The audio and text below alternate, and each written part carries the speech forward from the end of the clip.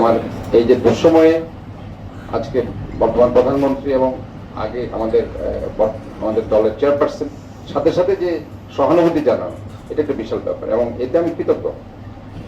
এই যে পরের ঘটনা আমি বলি, 4 আগস্ট আপনারা জানেন যে চিটাগাং মেডিকেল কলেজে যেদিন মেরে মেরে এই জুলাই যোদ্ধাদেরকে মেরে আহতদেরকে বের করে দিয়েছিল, কোন হসপিটাল কি তাদেরকে আশ্রয় দিছে? আমার 2টা হসপিটাল, আমি এখনো বলছি, আমার 2টা হসপিটাল, ট্রিটমেন্ট হসপিটাল এবং হোলি হেলথ হসপিটালে এই রোগীগুলো ভর্তি ছিল। আমি ভর্তি করেছি, রাত্রে এসে সবাইকে আমি নিয়ে গেছি হসপিটালে। এবং ওই দিন রাত্রে আমার আরেকটা ছেলে মারা যায় বাকলিয়া। ওয়াসিম তো প্রথম দিনে মারা গেছে, ওই দিন আরেকটা ছেলে বাকলিয়া বাড়ি, রাপি মারা গেছে, ও আমাদের কাজে। আমি বুঝি না যে কাদের কোন ছেলে মারা গেছে, তারা বলুক যে আমার এই ছেলে মারা গেছে। না, আমি তো বলতে পারবো যে আমার দলের, ছাত্র দলের চট্টগ্রাম কলেজের সে একজন যুগ্ম আহ্বায়ক ওয়াসিম আকরাম, যে সারাক্ষণ আমার বাসায় থাকতো, আড্ডা মারতো। মৃত্যুর এই 3-4 দিন আগে সে আমার সাথে কথা বলে গেছে এবং মৃত্যুর দিন সে ফটো আপলোড করছে যে আমরা এখানে আছি, মুরাদপুরে আছি। এর ঠিক 5 মিনিট পরে বলছে আমরা তো তাকে হারাই ফেলছি, সে সামনে দৌড় মেরে চলে গেছে, আমরা তাকে পাচ্ছি না। এবং এরপরে তার এই যে রক্তাক্ত দেহ নিয়ে তারা দৌড় মেরে হসপিটাল আসে। তো এই যে ঘটনা, এটা 4 তারিখের ঘটনা। 5 তারিখে আপনি দেখেন, 5 তারিখে শেখ হাসিনা পালিয়ে গেল। এরপরে 6 তারিখে যদি আপনি মেডিকেল কলেজের, আপনাদের যদি ভিডিও থাকে দেখবেন, এই 6 তারিখ চট্টগ্রাম মেডিকেল কলেজে neuro surgery ward, eye ward, ENT ward, general surgery ওয়ার্ডে আমি গিয়ে সবাইকে 5,000, 10,000 এভাবে টাকা দিয়েছি। আমার ব্যক্তিগত ফান্ড আপনারা দেখেন, যে কোনো কেউ যদি কারো ভিডিও থাকে আপনাদের সাংবাদিক ভাইরা, তখন একমাত্র সম্ভবত আমি গিয়ে টাকা দিয়েছি এবং বলেছি যে আমাদের মাননীয় চেয়ারপারসন তারেক রহমানের পক্ষ থেকে, রহমান ফাউন্ডেশনের পক্ষ থেকে আপনাদেরকে দেওয়া হচ্ছে।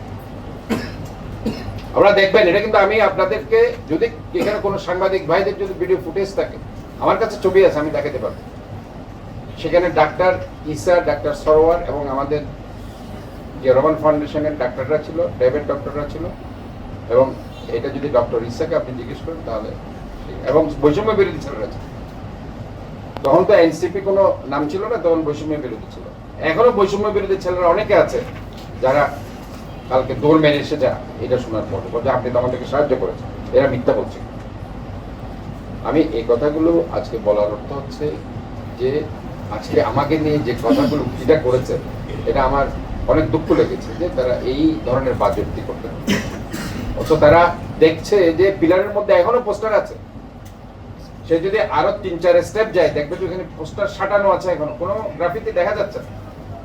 অথচ সেটা সে কম্পেয়ার করছে না। এবং আমার একটা স্টেটমেন্ট 5টার দিকে গেছে, তারপরে সে 7:30-8টার দিকে কেন প্রোগ্রাম? এই প্রোগ্রামটা আসলে তারা দিয়েছে রাজনৈতিক উদ্দেশ্য প্রণোদিত। শুধু একজন এনসিপির নেতা এই কাজটা করেছে। আমি এনসিপির অনেক নেতা আমাকে ফোন করেছে, তারা বলেছে আমরা এইসব ব্যাপারে ইনভলভ না, আমরা জানিও না। তাহলে সে কেন সেটা করছে, এটা উদ্দেশ্য প্রণোদিত হয়ে, সেটা হচ্ছে আমাদের জিজ্ঞাসা। সে কোনো ধরনের হয়তোবা এই শহরটাকে, আমি গতকাল বলেছি, হয়তো উত্তপ্ত করার জন্য অথবা একটা পরিস্থিতিকে অরাজকতার দিকে নিয়ে যাওয়ার জন্য সেই কাজটা স্বপ্রণোদিত হয়ে করেছে। পরিচ্ছন্নতা অভিযান, সেখানে আপনার ব্যানার খোলা হয়, পোস্টার খোলা হয়, পোস্টার মুছে ফেলা হয়। ইভেন আমাদের যে রয়্যাল বেঙ্গল টাইগার গুলো, টাইগার পাস আছে 3টা বাঘ, দেখবেন এগুলো কালার করা হয়েছে। আপনারা যদি দেখেন গত 1 সপ্তাহ ধরে এগুলো কালার করা হয়েছে। কাজে এটার অংশ হিসেবে তারা এগুলো করছিল, যেখানে আসলে কোনো গ্রাফিতি দেখাই যাচ্ছে না। আপনি যদি এখনো কয়েকটা পিলার আছে, আমরা ওগুলো আপনারা উদাহরণস্বরূপ দেখতে পারেন অথবা প্র্যাকটিক্যালি দেখতে পারেন যে সেখানে কোনো গ্রাফিতি দেখা যাচ্ছে না। তো এখানে আমি কোনো এই ধরনের ইনস্ট্রাকশন কখনো কোনো সময় যে এই গ্রাফিতি গুলো উঠানোর জন্য কিংবা মুছে ফেলার জন্য এই ধরনের কোনো ইনস্ট্রাকশন আমি এখনো পর্যন্ত কখনো আমি দিনে এবং দিব না। কারণ 2 আগস্টের চেতনা আমি ধারণ করি, কারণ আমি গত 17 বছর ধরে, আপনারা জানেন 18 বছর ধরে আমি মাঠে আন্দোলনে আছি। 2 আগস্টের যারা বিপ্লব করেছে আমি অবশ্যই তাদেরকে সম্মান জানাই, কারণ সেখানে আমাদের ওয়াসিম আকরাম প্রথম শহীদ হয়েছে, সেও আমার অনুসারী। সে যেদিন 16 জুলাই, আমার এখনো মনে পড়ছে, মুরাদপুরে যাচ্ছে, আমার সাথে কথা বলে গিয়েছে। এর সাথে আরো 3 জন ছিল। 3 জন থেকে সে হঠাৎ